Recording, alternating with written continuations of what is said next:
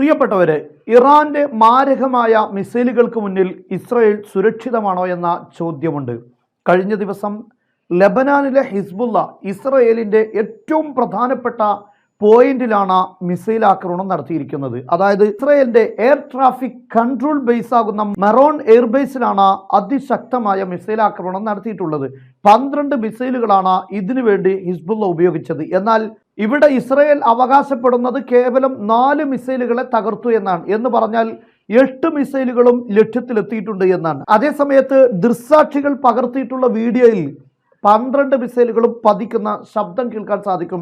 എന്നാൽ ഇറാന്റെ മാരകമായ മിസൈലുകളെ എങ്ങനെയായിരിക്കും അമേരിക്കയും ഇസ്രായേലും തടുക്കുക എന്നത് വളരെ പ്രധാനപ്പെട്ട ഒരു ചോദ്യമാണ്. ദിവസങ്ങൾക്ക് മുമ്പാണ് ഇറാൻ ഇറാഖിലുള്ള അമേരിക്കയുടെ എയർബേസിന് നേരെ മിസൈൽ ആക്രമണം നടത്തിയിട്ടുള്ളത്. അവിടെ ഒരു മിസൈൽ പോലും തടുക്കാൻ അമേരിക്കക്ക് സാധിച്ചിട്ടില്ല എന്നത് വളരെ പ്രധാനപ്പെട്ട കാര്യമാണ്. മെറോൺ എയർബേസിനെ കുറിച്ച് നിങ്ങൾ മനസ്സിലാക്കണം. ഇസ്രായേലിന്റെ ഏകദേശം 70 വർഷത്തിലധികം പഴക്കമുള്ള എയർ കൺട്രോൾ ബേസ് ആണത്. അവിടെ എല്ലാവിധ സുരക്ഷാ സംവിധാനങ്ങളും ഉണ്ട്. എന്ന് പറഞ്ഞാൽ ഇസ്രായേലിൽ ഏറ്റവും പ്രധാനപ്പെട്ട സംവിധാനങ്ങൾ, എയർ ഡിഫൻസ് സിസ്റ്റങ്ങളെല്ലാം നിലകൊള്ളുന്നത് അവിടെ തന്നെയാണ്. എന്നിട്ട് പോലും ഹിസ്ബുള്ളയുടെ മിസൈലുകളെ തടുക്കാൻ സാധിച്ചിട്ടില്ല എന്നത് ഇസ്രായേലിനെ സംബന്ധിച്ചിടത്തോളം സുരക്ഷിതമല്ല എന്ന് തന്നെയാണ് ഇതിൽ നിന്ന് വ്യക്തമാകുന്നത്. കഴിഞ്ഞ ജനുവരി 6-ന് അതിശക്തമായ ആക്രമണം ഇതേ എയർബേസിൽ തന്നെ ഉണ്ടായിരുന്നു. അന്ന് അതിന്റെ ഒരുപാട് റഡാർ കൺട്രോൾ സംവിധാനങ്ങൾ തകർത്തിരുന്നു. എന്നാൽ കഴിഞ്ഞ ദിവസം എയർബേസിലെ ഇലക്ട്രിക് സംവിധാനങ്ങളാണ്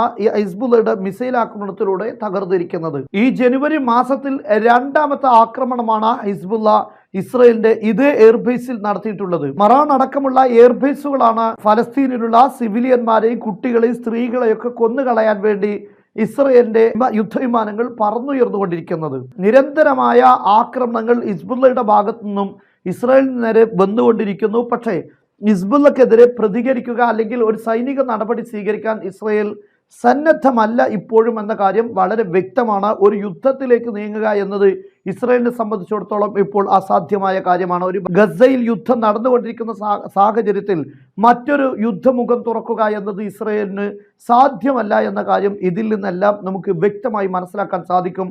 സാധാരണഗതിയിൽ ഒരു മിസൈൽ ഇസ്രായേലിന്റെ ഭാഗത്തേക്ക് ഏതെങ്കിലും ഭാഗത്ത് നിന്ന് വന്നാൽ അവിടെ ഉടനെ തന്നെ 24 മണിക്കൂറിന് മുമ്പ് തന്നെ തിരിച്ചടി ഉണ്ടാവുക എന്നത് പതിവാണ്. പക്ഷേ ഹിസ്ബുള്ളയിൽ നിന്ന് ഇത്രയും മാരകമായ ആക്രമണങ്ങൾ നിരന്തരം വന്നുകൊണ്ടിരിക്കുമ്പോഴും തിരിച്ചടിയില്ല എന്നത് ഇസ്രായേലിന്റെ ശക്തി തന്നെയാണ് ചോദ്യം ചെയ്യപ്പെട്ടുകൊണ്ടിരിക്കുന്നത്.